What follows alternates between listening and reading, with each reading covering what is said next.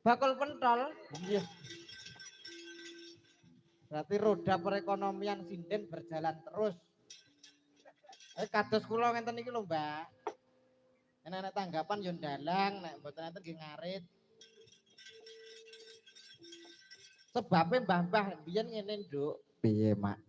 Dalang kuwi ibaratna dadi samben utawa sampingan.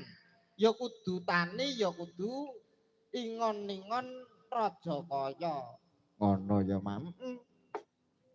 Sebabe apa nek dalang nganggur ki bahaya kok, Nduk. Bahaya sebabe. Sebabe nek bar tanggapan ki mesti cekel duit. Bar mayang ngene iki mesti cekel duit. Lah nek ora duwe ingon-ingon urung duwe bojo. Alah, bar, Nduk. Bar bayarane. Ning nek awake dhewe ya kumpul karo kanca-kanca pelajaran. Oh, yo kaya acara apa disengkuyung bareng-bareng. Kurange pira? Yo. Yo golek bareng-bareng. Tak kira nek mbok tanggung. Geser, wah, sungkem kula, Bu. Oh iya, Nak. Jalan tetepangan ya, Mas. Wah, nggih. Nak yoga Kak. Nggih, cucu. Cucu. Nggih. Cucu. Dalam Ibu Ragina. Oh, Bu Raginem nggih. Pangestunipun, Bu. Pun wayah nderek ajar. Oh nggih, kula dongaaken mugi sukses. Amin. Dungane wong tua ya sok mandi, Mas. Niki nek sok mandi niki pas mandi napa mboten? Mandi. Oh, amin. Enggak sok mandi, Nduk. Mugi-mugi dipun ijabahi Gusti nggih, Bu. Nggih, Mas.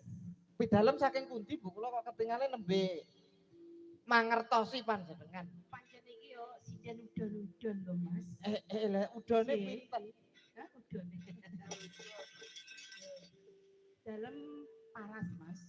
Oh, saking paras meniki. Nggih. Jane nggih caket nggih. Janipun. Wah, niki pun enten dalange. Oh, nggih. Lah niki enten dalang cilik ugi. Wah, Mas sinten? Mas Fauzan niku nggih ajan dalang berdiri Mas. Berdiri. Nah, ada penonton, mbok menawi njeng ben enten sing ngersake. Niki nggih dalang cilik. Niki kelas pinten Mas Fauzan? Kelas 4 SD, pun dalang. Wah, tepuk tangan. Wah, hebat luar biasa, Nduk. Ning atase kelas 4 SD wis dalang. Oh, putrane Kang Asto Kendang. Nggih. Nggih. Ugi ana kadangku dalang sing saka Ngrau Bojonegoro, Nduk, ki yo ngetutne awake dhewe Mas Galih. Mas Galih ndi Mas Galih? Berdiri le. Di meng Galih meng. Lah nika ingkang teng peteng-petengan nika. Niku Mas Galih saking Ngrau Bojonegoro. Gamelane perunggu sampun dugi, Pak. Alhamdulillah. Pun peresmian. Sampun. Nggih pun nek ngoten. Kaya apal nek oleh gamelan perunggu to, Mak. Ndek ben ki aku kakak ning kono gamelane cek wesi ya, Nduk. Ya donga dinunga karo panjenengane Pak Tris karo kanca-kanca mugi-mugi saged napa kasembatan Mas juga nggih Pak Amin. Aku ya ngono bantu donga Nduk awake dhewe. Heeh. Bedane Nduk, gamelan medun sanggare saya ngrembaka.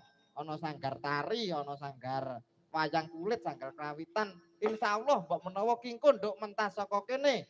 Pelajar NU Ngawi uga bakal ngedeke sanggar, Nduk. Amin. Generasine ben ra pedhot. Sawangan to Nduk sing rawit ki umure wis 50 up. Niki sing 50 mengisor nggih enten tasih. Ngene iki lho, Nduk. Ngene iki nek awake dhewe ora melu nguri-nguri ngono ya wis ora bakal teko adat budayane wong Nuswantara. Nembang riyen, Mbak Yu. Jan awake dhewe ana pondok ya, Nduk. Heeh. Memuji mringarsaning Gusti.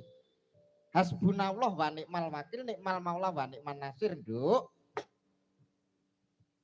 Monggo Mbak Yu.